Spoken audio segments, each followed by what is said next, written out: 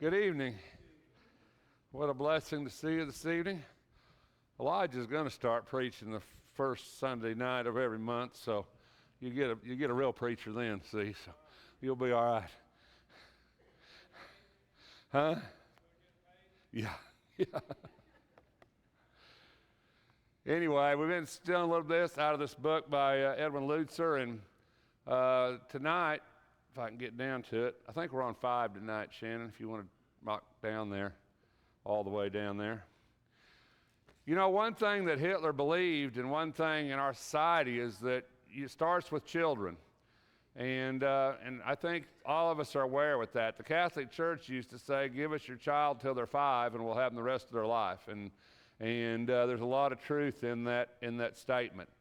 You know, as our public education, our schools in this country teach a lot of kids, and a lot of kids go through those, and it's changed a lot since I was in school, and probably since most of you in here were in school, because most of us are older people, and I don't know how a school day starts anymore, to be honest. Couldn't even begin to tell you, but Donna probably could, but I can't. But, you know, when I was a kid, we used to start every day with a Pledge of Allegiance and a prayer, you know. And I know they don't prayer anymore. Do they still do Pledge of Allegiance? Still do Pledge of Allegiance. You know, if you'll notice, I always find it fascinating. The Olympics just got off, and I don't know if any of y'all watched any of the Olympics or not this year. But one thing that always fascinates me about the Olympics is the medal ceremonies. I think I like that about better than anything.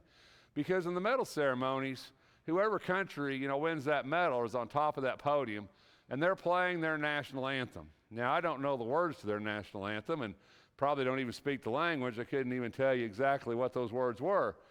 But if you ever notice the emotion that it brings in all those athletes, as a rule, that are standing on that top of that podium when they play their national anthem, they're singing that anthem along, aren't they? Singing the words. And you can see the emotion in their face, the maybe tears or maybe just the emotion that they show when they're singing that national anthem for their country.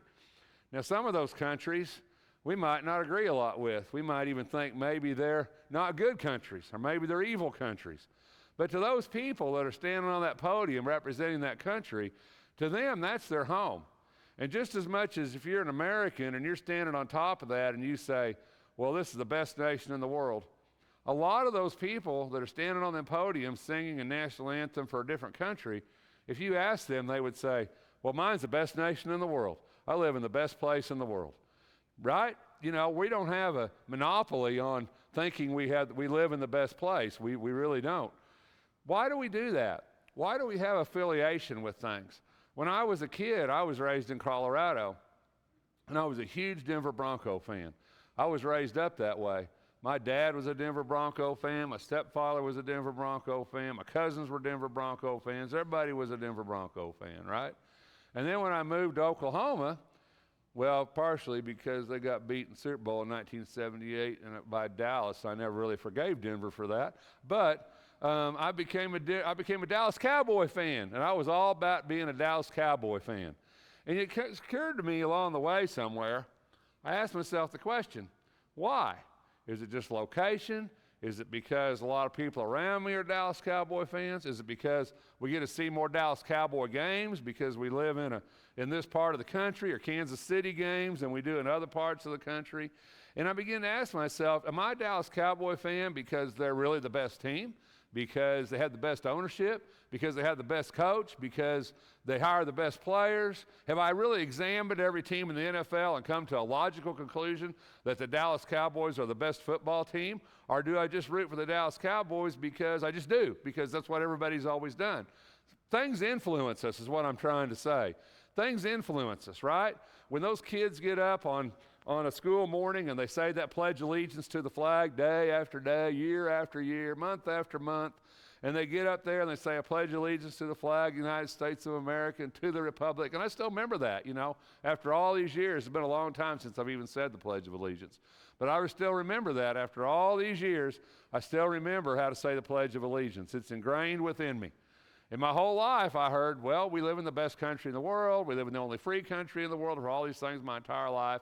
And so I believe that because I've been told that my entire life. But honestly, I can honestly tell you, I've never examined every country in this world to actually make a determination based on some logic that we live in the best nation in the world. I really don't have that. I really don't have that knowledge, I guess. So we're influenced. We're influenced by the things around us. We're influenced by what we hear. We're influenced by what we see. But we're never more susceptible to influence than when we're children, than our children, right? I mean, our children are moldable. They don't have preconceived ideas. They don't have a view of the world yet. And so by education, we instill that in them. And countries around the world understand this. To have good citizens, you need to have children that grow up. And so Hitler's philosophy was this: states, not the parents, are responsible for a child's training. Hitler understood that if states could raise a child, if states could teach him, if the state could teach them, then they could mold them into good Germans. They could mold them into people, into the citizens that they wanted them to be. Hitler says the youth of today is ever the people of tomorrow. For this reason, we have set before ourselves a task of inoculating our youth with the spirit of this community of the people at a very early age, at an age when human beings are still unperverted and therefore unspoiled.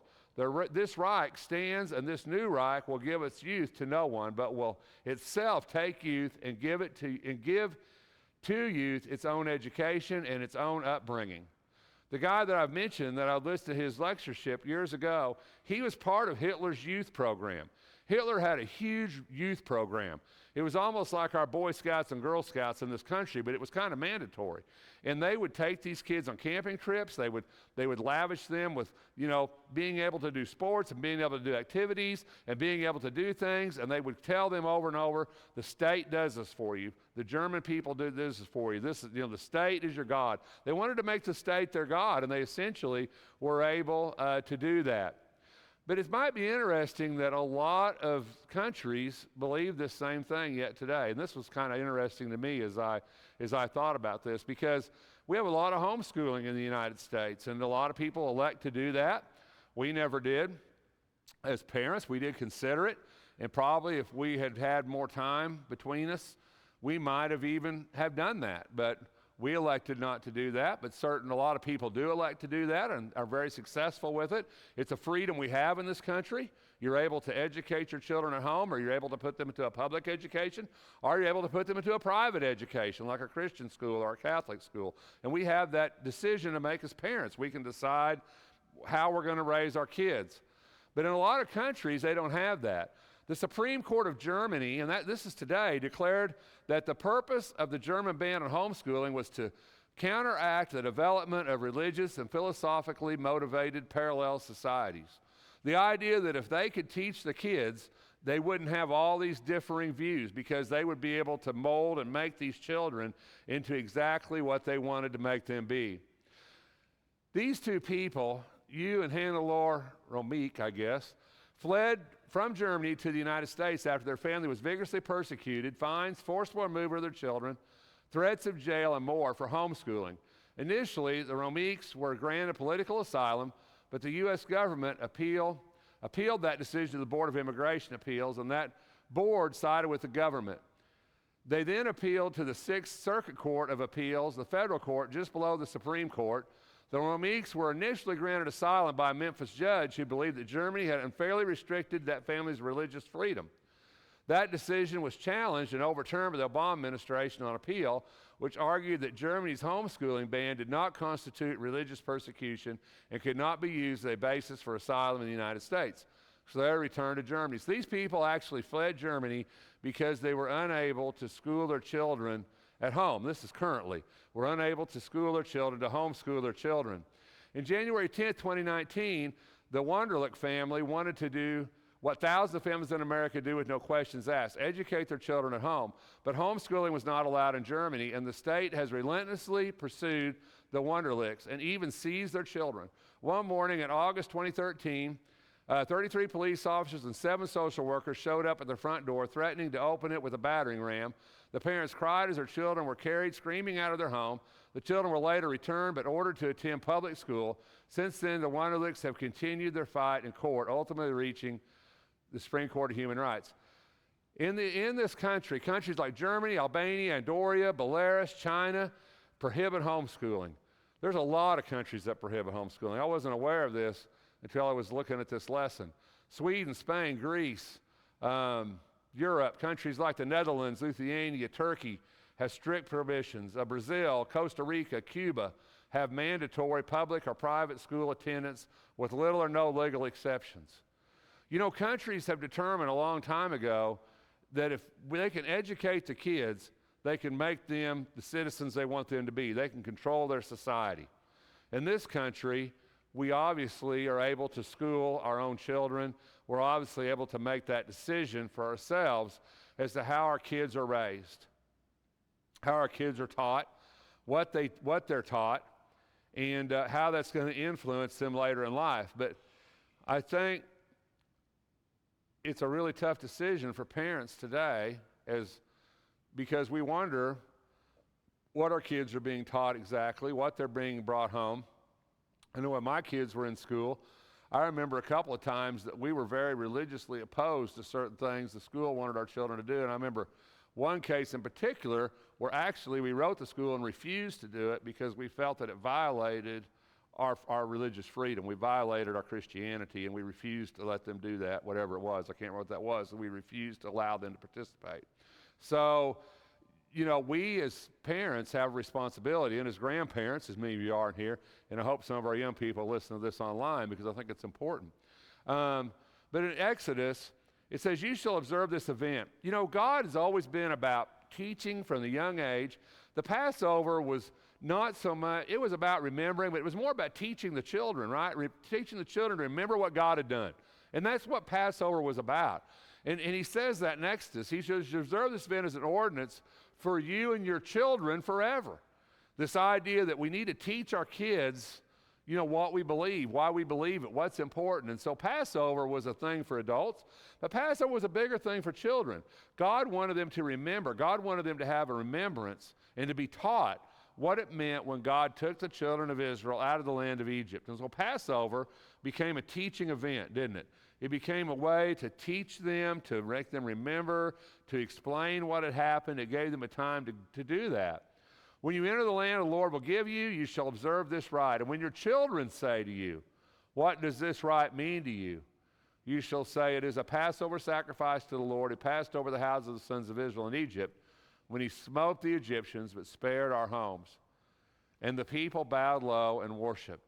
You know, God wanted the children to remember, the children to know what it meant, what it was about. And so this idea of teaching children or bringing them up in as the Bible would say, in the nurture and admonition of the Lord is something that as parents and grandparents, something that we need to be concerned about our children and how our children are raised and who raises them and exactly what they're taught. And I think whether you elect to do that in a public school setting or in a private setting or a homeschool setting, I think ultimately it's still the parents' responsibility to monitor and to critique what children are being taught and what they're bringing home and be involved in that process of their education and what they're actually being exposed to. I don't believe it's harmful for children to be exposed to conflicting ideas, but I believe as parents and I believe as Christians and as grandparents, I believe we have a responsibility when we see things that conflict what we believe or conflicting ideas. We have a responsibility to try to teach our side of it and try to explain our view of what's going on. In Deuteronomy 6, and what a great passage, right? "So that you and your son and your grandson might fear the Lord." You know, this even talks about grandparents, doesn't it, here? "So that you and your son and your grandson might fear the Lord, your God, to keep all his statutes and his commandments, which I command you all the days of your life, that your days may be prolonged. O Israel, you should listen and be careful to do it, that it may be well with you and that you may multiply greatly, just as the Lord, the God of your fathers, has promised you, in a land flowing with milk and honey. Hear, O Israel, the Lord is our God, the Lord is one." And continuing this passage, what does he say? "You shall love the Lord your God with all your heart, with all your soul, with all your might. These words I'm commanding you today shall be on your heart. You shall teach them diligently to your sons, and shall talk of them when you sit in your house, and when you walk by the way, and when you lie down, and when you rise up." You know, our children, our grandchildren, the children in this church, even if you don't have children, these are your children too in this congregation. And these children see in you God. They see faith in you. They see what Christ means in you. You know, John and Teresa and Keith do education, and I've done education before. And I think sometimes we forget the importance of those classes, of giving those kids a piece of God. You know, some of these children, that's the only piece of God they're ever going to get, is what they get in a Bible school class or in a VBS class or in a children's class.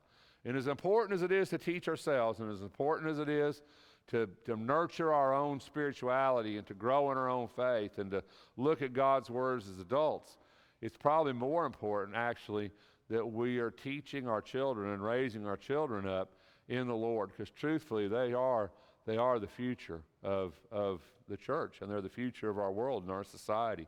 And what they learn and what they bring up are going to be the things that's going to define their generation and their generation of the church. He says, these words will be on your heart, and you'll teach them diligently to your sons, and you shall talk of them when you sit in your house and when you walk by the way, and when you lie down and when you rise up. You shall bind them as a sign on your hand, and they shall be as frontals on your forehead. You shall write them on the doorposts of your house and on your gates. You know, he says God's word should continually be in front of us, right? And continually be in front of our children. And it's something we should discuss. It's something we should talk about. It's something we should educate our children, not on just religion, not on just church, but we should be teaching our children about the love of Jesus Christ and the redeeming value and the salvation that's found in Christ Jesus. I think what we teach our children is so vitally important as they become older. And I wish, you know, you always say, boy, if you could go back, you know, if you could go back, what would you do different? Well, there's a lot of things I'd do different, number one, because I've made a lot of mistakes in my life. But I'll tell you one thing I would do different is I would spend more time teaching my kids about God at home than I did. I think that's maybe a fault of Christian parents. I don't know, maybe. You know, we think, well, we get them to all the youth events, we take them to church, we take them to Bible class, they get, you know, and then, but that's really doesn't do it. I mean, that's really not enough to get them to where they need to be spiritually, I don't believe. It's just not enough. We give our kids to public education for many hours a week. We give our kids to God's education, if we only do it here, we give our kids to God's for about an hour and a half a week. If they're here on Wednesday night and Sunday morning, right? We give them about an hour and a half a week of God's education. We give them, you know, hours and hours a week of public education or of man's education.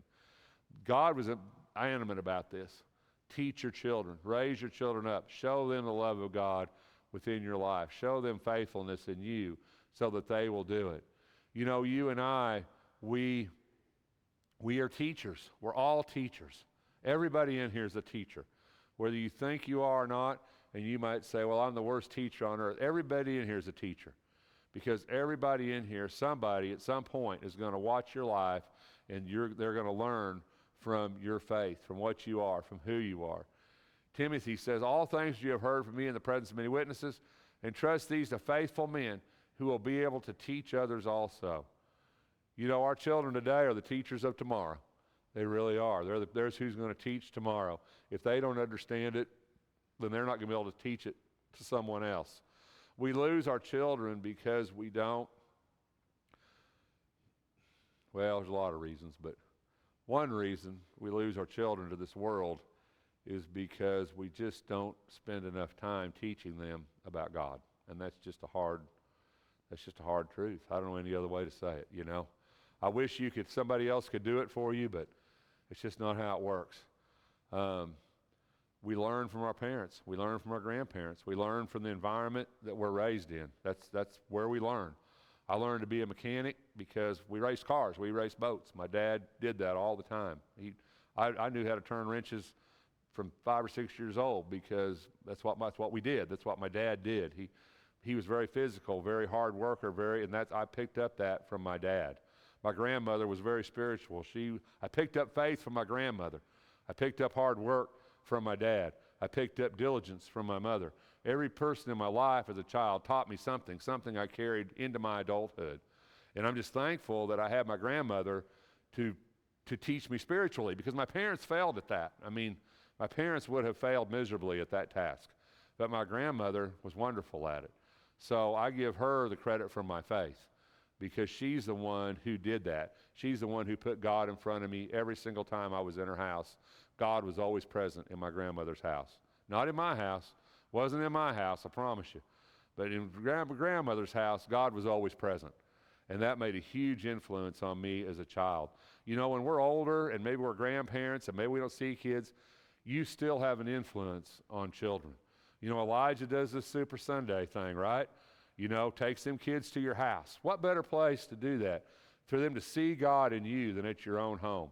You know, if you haven't hosted one of those, then do that. Get those kids in your home and let them teach God in your home. You know, let them see God outside of this building and outside of these walls and outside of these classrooms. Let us see God in you, in your life, and in how you live, because that's really the great teacher in life, is your life.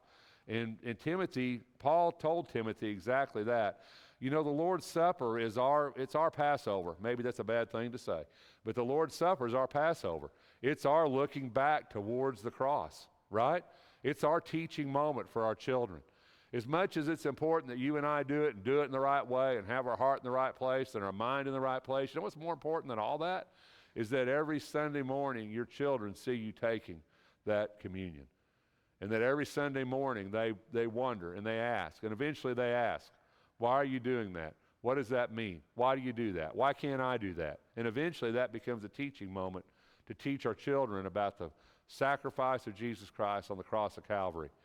You know, God gives us things, gives us ordinances, gives us things to show our kids, to pass on to our kids.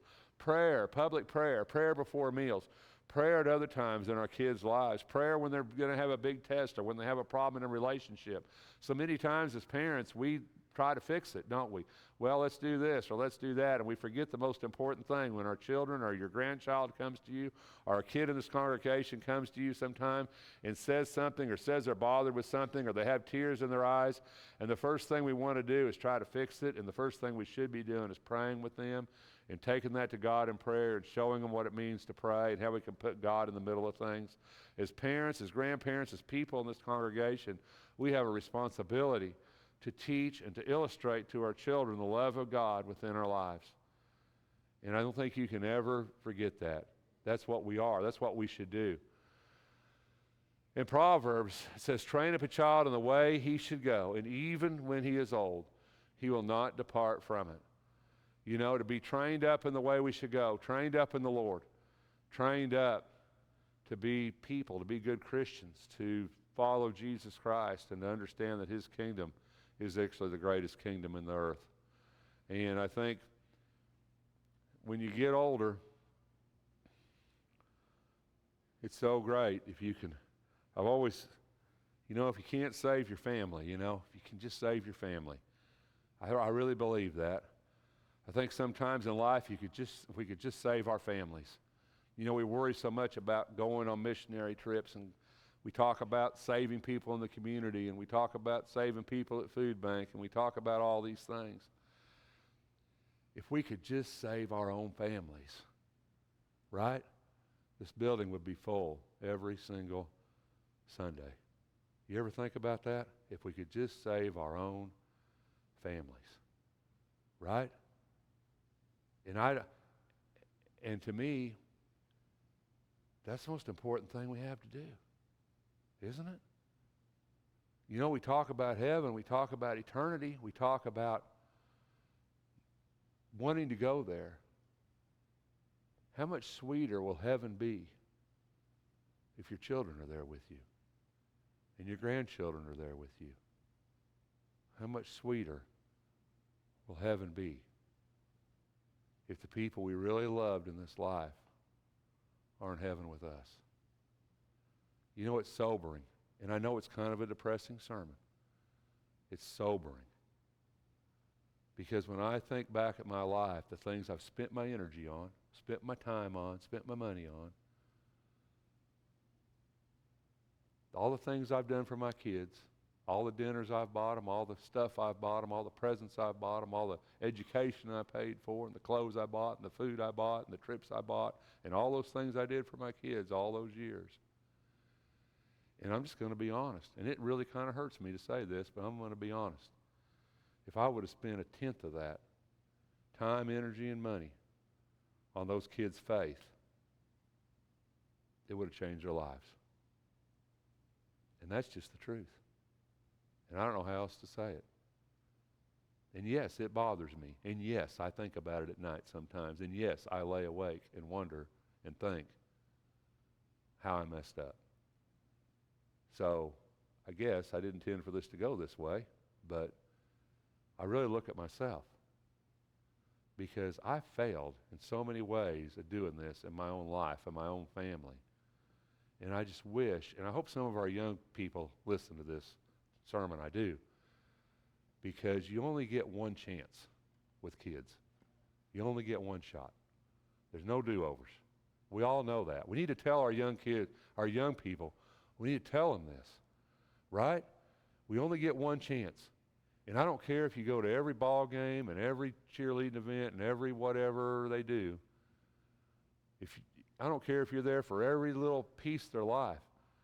If they miss heaven, then as Christian parents, right? I ain't going to finish the sentence. You know, you finish it. You know? So, boy, this sermon went dark. Anyway, sorry about that. But I think about it a lot.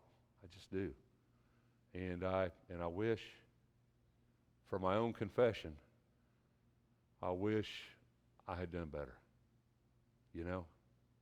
So, if somebody can do better, if we can help somebody to do better, then I'm all about it. I am. So, thanks for your time. Sorry this sermon went kind of dark, went kind of a dark place for me, but I'm glad you're here tonight. And if there's anything that we can do to help you, won't you let it be known while we stand.